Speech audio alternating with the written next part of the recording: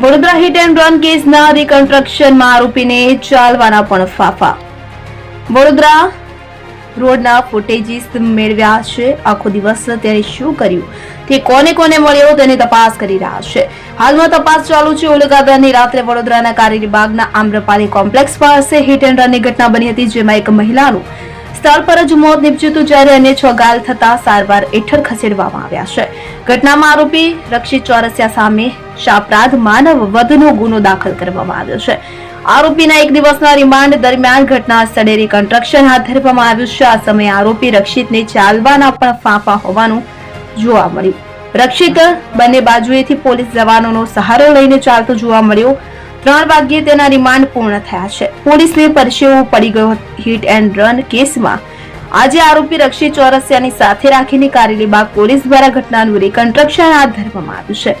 ઘટનામાં આરોપી રક્ષિત પોતાના પગ પર ચાલી પણ શક્યો ન હતો. તેને ચાલવા માટે પોલીસ જવાનોના સહારાની જરૂર પડી હતી. ઘટનાના રિકન્સ્ટ્રક્શન સમયે ભારે ભીડ થઈ જતા લોકોને દૂર કરવામાં પોલીસને પરસેવો પડી ગયો હતો. આ તકે કારેલીબાગ પોલીસ મથકના પીઆઈ સહિત પોલીસના ઉચ્ચ અધિકારીઓ સ્થળ પર દોડી આવ્યા હતા. તપાસ પૂર્ણ નહીં થાય તો અમે વધુ રિમાન્ડ માંગીશું. દરમિયાન ડીસીપી પન્ના માયાએ મીડિયાને જણાવ્યું કે આરોપી 1 દિવસના રિમાન્ડ પર છે, તેની તપાસ કરી રહ્યા છે. અમે રોડના ફૂટેજીસ મેળવ્યા છે. આખો દિવસ તેણે શું કર્યું, તે કોને કોને મળ્યો તેની તપાસ કરવામાં આવી રહી છે. હાલમાં અમે તપાસ કરી રહ્યા છીએ. અમારા મુદ્દાઓ પર તપાસ પૂર્ણ નહીં થાય તો અમે વધુ રિમાન્ડ માંગીશું. આરોપીના બ્લડ સેમ્પલને એફએસએલમાં મોકલી આપવામાં આવ્યા છે. તેના પરિણામની અમે રાહ જોઈ રહ્યા છીએ. હાલ રિમાન્ડના મુદ્દાઓ અંતર્ગત તપાસ ચાલી રહી છે.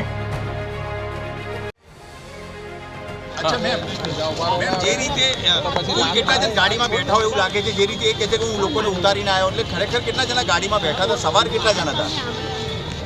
અમારી તપાસ ચાલુ છે ને એ અમારા ફૂટેજ અમારે કલેક્ટ કરેલા છે. અમે અમારી તપાસ ચાલુ છે અને તમામ મુદ્દા પર અમે આવરીને બધા ઉપર અહીંયા શું કરવું કે છે, ખરાબ કોઈ ધક્કો મારું બોલો, કેટલા જણા હતા, મારો લોકો ગાડી નાખ્યો એ અમારી તપાસમાં ચાલી રહ્યું છે. ફૂટેજ લઈને અમે આ રક્ષિત ટાઈમ પાસ કરી રહ્યો છે. કલમ 105 મુજબ અમે ગુનો દાખલ કરેલો છે અને અત્યારે અમારી રિમાન્ડના મુદ્દા પર તપાસ ચાલી રહી છે. રક્ષિતે સવારે દુખાવાની ફરિયાદ કરી હતી, લાગે છે સમય પસાર કરી રહ્યો છે પોલીસનો.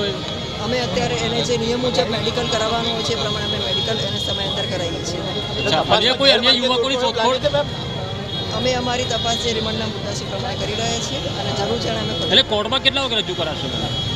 અમને જે સમય આપ્યો છે કોર્ટ એ પ્રમાણે અમે કોર્ટમાં રજૂ કરીશું. સાંજે